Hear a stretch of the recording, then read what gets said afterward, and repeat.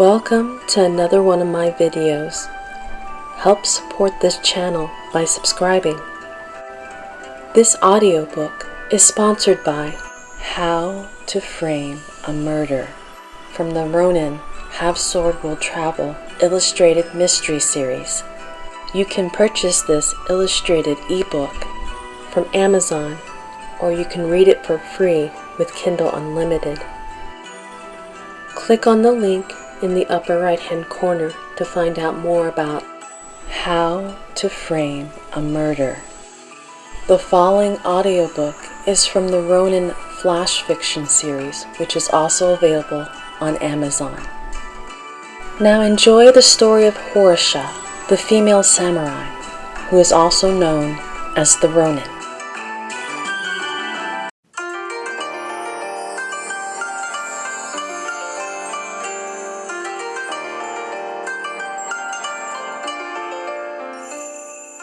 Prologue.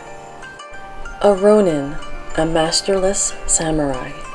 About the world the flash fiction piece mystery takes place in. Maji, a world fusing East and West cultures during an era before the emergence of the steam engine. The sword was the ultimate weapon and brought order to the planet under the emperor. The shogun was the highest ranking military officer who was just under the emperor in power. The shogun, along with the shogunate, military officers with the title overlords, reigned supreme over the citizens of the one world empire. Each overlord ruled a clan, and each clan was made up of samurai houses.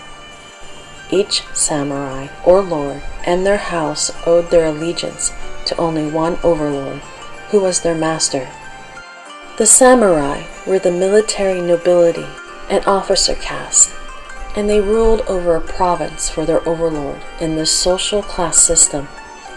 The empire was broken down into regions, which, under the authority of the emperor and shogun, were ruled by the overlords.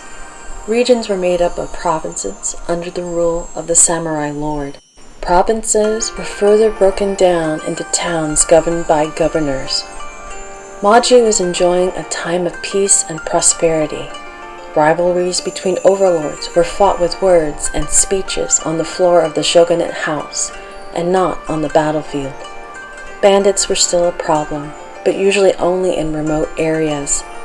Peace seemed a thing of everlasting existence, and war was perceived as a mythical beast that only lived in the legends of the past.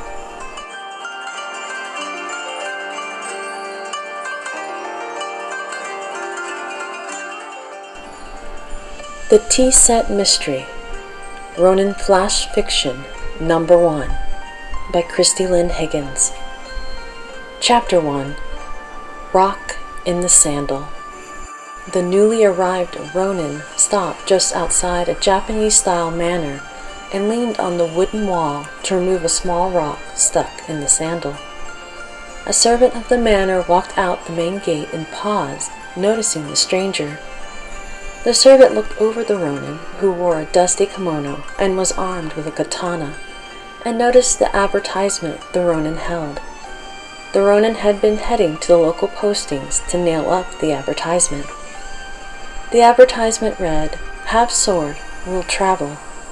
"You there," the servant called. "Come with me, we are in need of your skills."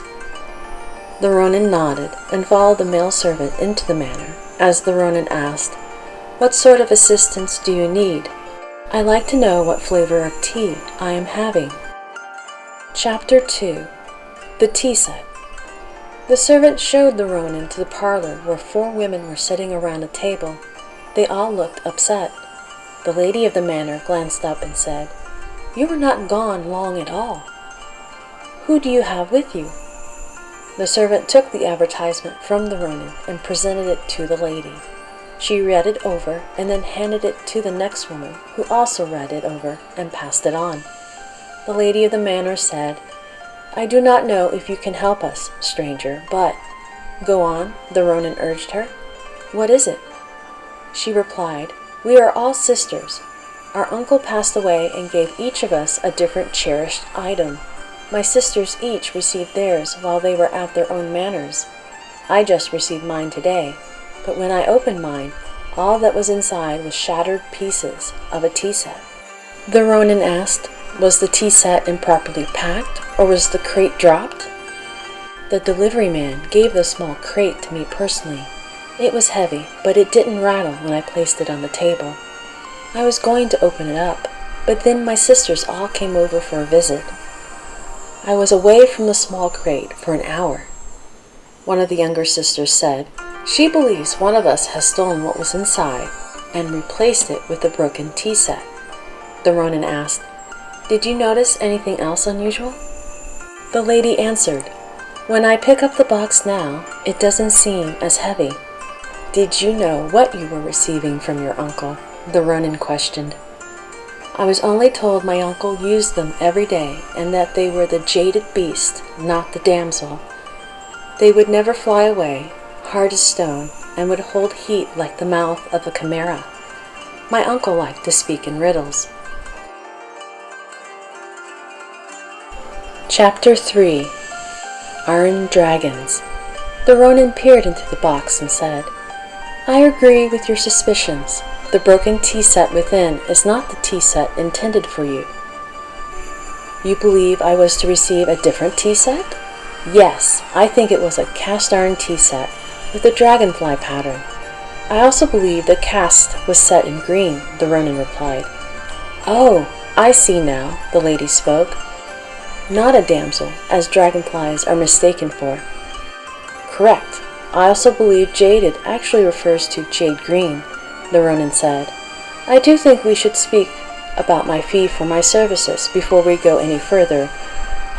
The servant interrupted. "You should have spoke of your fee before solving the mystery. Who says we shall pay you now?"